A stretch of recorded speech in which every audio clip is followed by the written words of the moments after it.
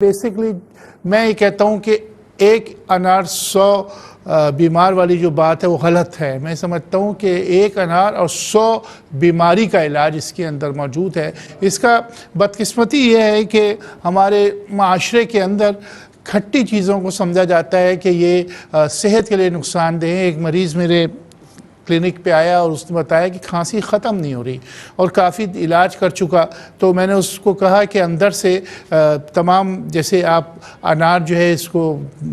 دانے اس کے نکالیے، اور اس کا جو خاص طور پہ جو چیز میں بتاؤں جو بڑی اہم ہوتی ہے انار کی، وہ یہ پرت ہوتی ہے۔ یہ جو پرت آپ دیکھ رہے ہیں اوپر، یہ پرت بڑی اہم ہے۔ اس میں آپ دیکھیں کہ یہ سفید پرت جو ہے اسے ہم اٹھا کے پھینک دیتے ہیں۔ یہ پرت جو ہوتی ہے، یہ پرت بیسکلی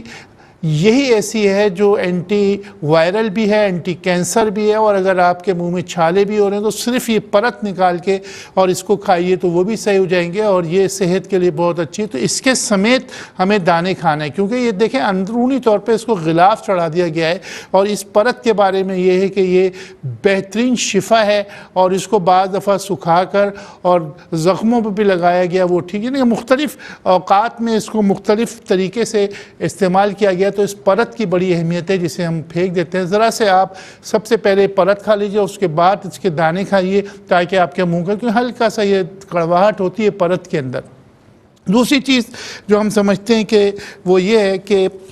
اس میں جو سب سے اہم چیز ہے کہ یہ ہاضمے کے لیے بہت اچھا ہے۔ وہ لوگ جن کا معدہ خراب رہتا ہے، وہ لوگ جن کو ڈکاریں آتی ہیں، وہ لوگ کہ جن کو بھوک نہیں لگتی، ان کے لیے یہ بہترین پھل ہے کہ آپ اس میں کالی مرچ اور نمک ڈال کے اگر کھائیں۔ اگر بچوں کو بھوک نہیں لگتی تو آپ اس کا جوس نکال کے ان کو آدھی پیالی جوس دے سکتی ہیں۔ وہ بچے جن کو قبض رہتی ہے ان کے لیے بڑی عمدہ چیز ہے کہ رات کو سونے سے پہلے آدھی پیالی اس کا جو ہے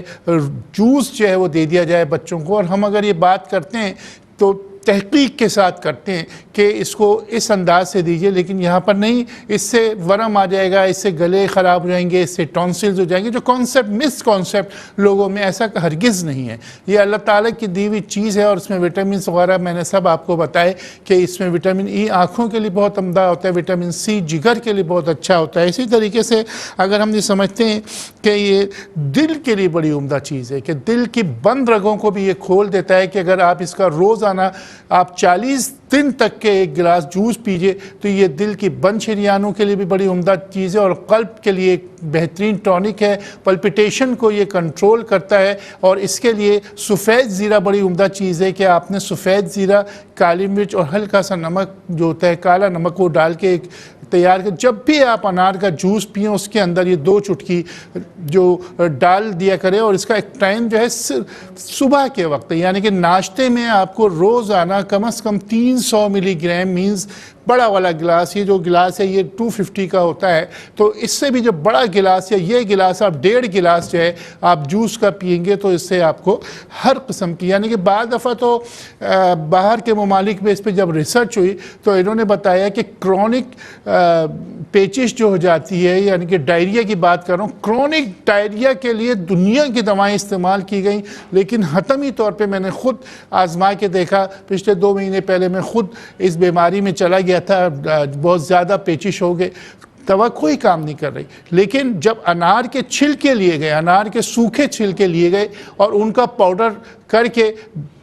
کم از کم 10 گرام جو یہ چھلکے ہوتے ہیں یہ بھی بیکار نہیں ہے، میں نے پرت کو تو بتا دیا، لیکن یہ جو چھلکے ہوتے ہیں یہ بھی بیکار نہیں ہیں۔ ان چھلکوں کو اگر ہم گھر پر ہی سکھا لیں اور اس کو اگر ہم اس کا پاؤڈر کر کے اس کو رکھتے ہیں، اس کی کلیاں، اس کے پتے، اس کے تمام چیزیں، لیکن خاص طور پہ یہ جو باہر کا چھلکا ہوتا ہے یہ میں نے جیسے کہا کہ یہ ڈائریا کے لیے بہترین علاج ہے۔ دنیا کی کوئی بھی دوا اگر کام نہ کر رہی ہو تو سوکھی بیلگیری بازار سے منگوا لیجئے، اور انار کے چھلکے جو ہے یہ ڈائریا، اس پہ باقاعدہ ریسرچ ہے، اتنا ہمارے پاس ٹائم نہیں ہوتا، اشارتاً میں بتا دیتا ہوں کہ پیچش اور ڈائریا، پرانے ڈائریا کے لیے بھی اس سے بہتر کوئی دوا نہیں ہے۔